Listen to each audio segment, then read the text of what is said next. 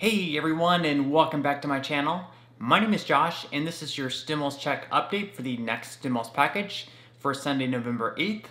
I hope everyone is off to a good and safe start to their Sunday so far. In this video, I'll be discussing updates in regards to the next relief package and the second stimulus check. I'll also be discussing unemployment, Nancy Pelosi calling Republicans back to the negotiating table, and what that means as far as the next relief package goes. And then I'll be wrapping up this video by answering some of the comments and questions that I received in my previous video. But first, if you wouldn't mind real quickly liking this video, give me a big thumbs up. It really just helps with the YouTube algorithm in terms of pushing this video out to other viewers like you, and hopefully helping other people like you as well. Okay, so after a week off from relief negotiations, we're back to square one of McConnell saying go small and Pelosi saying go big. It's almost like nothing has really changed over the past few months.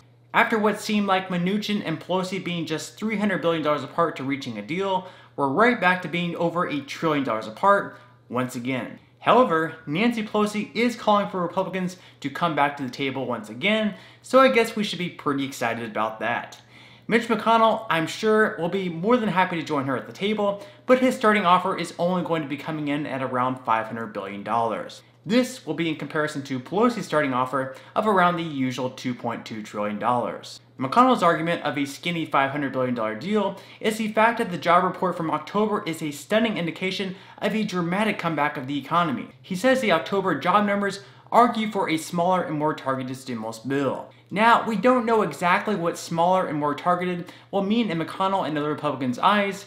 However, what we do know is they did try to pass a $500 billion relief package a few weeks back in the Senate, and it was blocked by Democrats in the Senate because they did not believe that it included enough help. That bill, which failed in the Senate, included new funding for the Paycheck Protection Program, money for schools, and unemployment insurance boost, and liability protections for business owners. This bill, as you can see, did not include a second round of stimulus payments.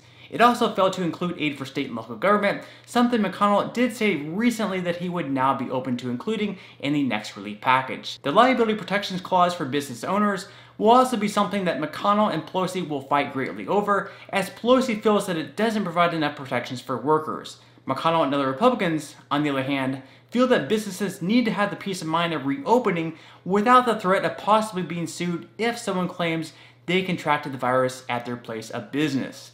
McConnell argues that as long as business owners act in good faith, they should not be liable for lawsuits from customers or employees in relation to the virus. Now, when Pelosi was asked if she'd be open to a smaller bill because of the jobs report from October, she said that a smaller bill does not appeal to her at all because the Republicans have still not agreed to crush the virus, whatever that means. Pelosi said that this isn't anything that we should even be looking at.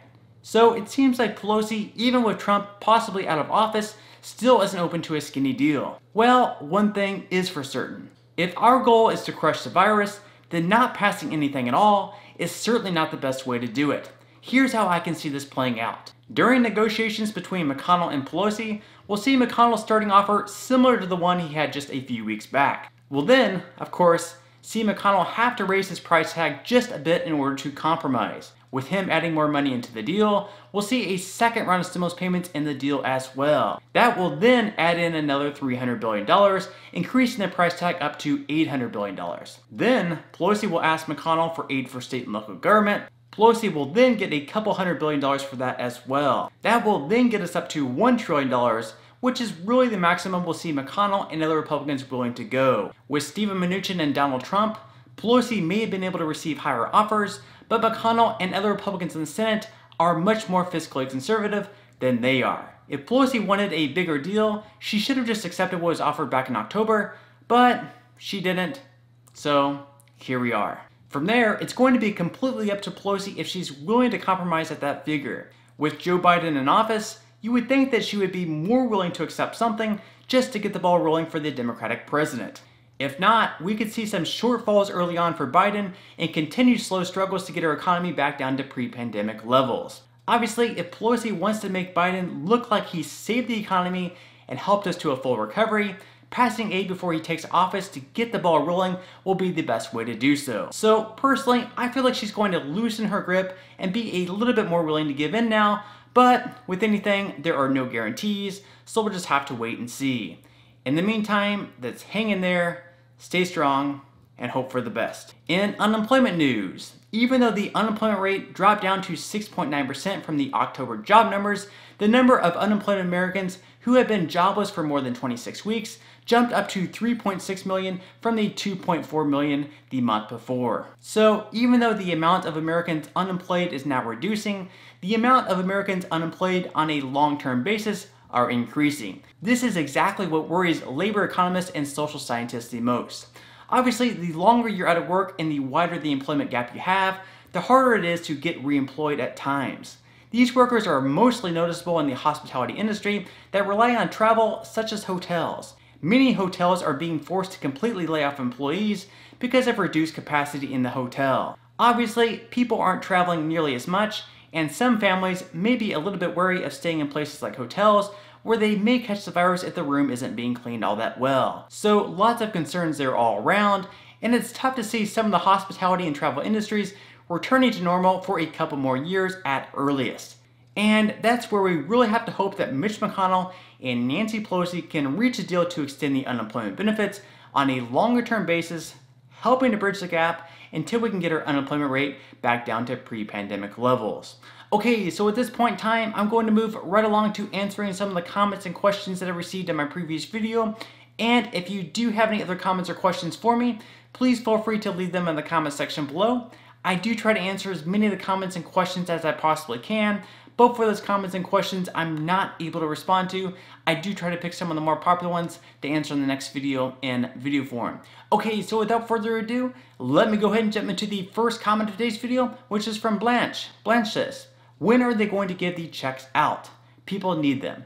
Okay, thank you so much for your question, Blanche, and unfortunately, at this point, there is still no official date for when they are going to be sending out the second round of stimulus payments. Now, Nancy Pelosi and Mitch McConnell have both said they'd like to pass the next relief package before the end of this year, but they've been saying a lot of things this year, so that's not necessarily a guarantee.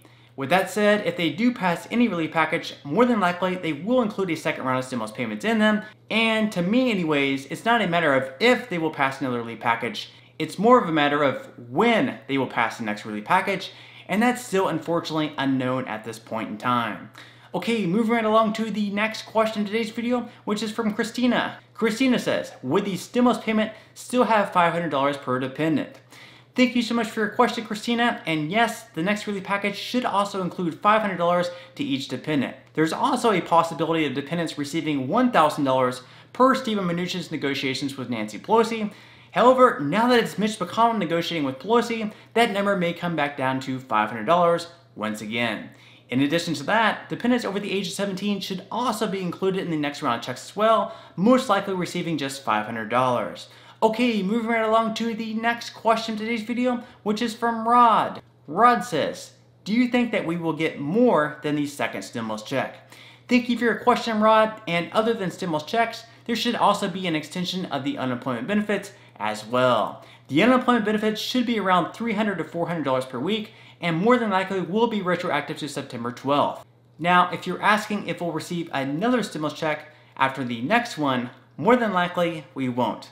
But if we see another huge wave of the virus and becomes absolutely necessary, if Joe Biden has a national shutdown, then it's quite possible we could see a third check.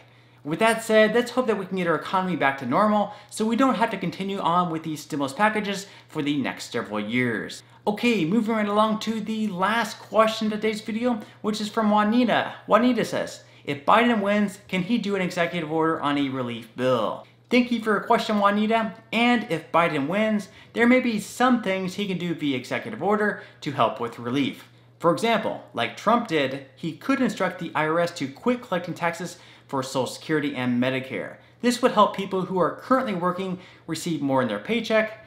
However, just like Trump, people would have to pay all this money back later on unless they were to pass a bill to eliminate that tax altogether. Then, at that point, you would run into issues of how you would fund Social Security and Medicare, as we would obviously not want to eliminate those programs altogether. Now, as far as Biden doing an executive order for a second round of stimulus payments, more than likely he would not legally be able to do so. Just like with Trump, we would need to have Congress pass a bill and for Biden to sign off on it in order for us to receive a second round of stimulus payments, among other things. Alright, so on that note, I'm going to go ahead and wrap up this video. If you did enjoy the content in this video and you'd like to see more videos like it, please consider subscribing to my YouTube channel. It is completely free to do so, and it's a great support to me. Also, if you'd like to receive 2 free stocks from Webull, with both stocks valued all the way up to $1,600, please feel free to claim those 2 free stocks by clicking the link in the description box below. And until next time, I'll see you guys, and I hope you have a great day today.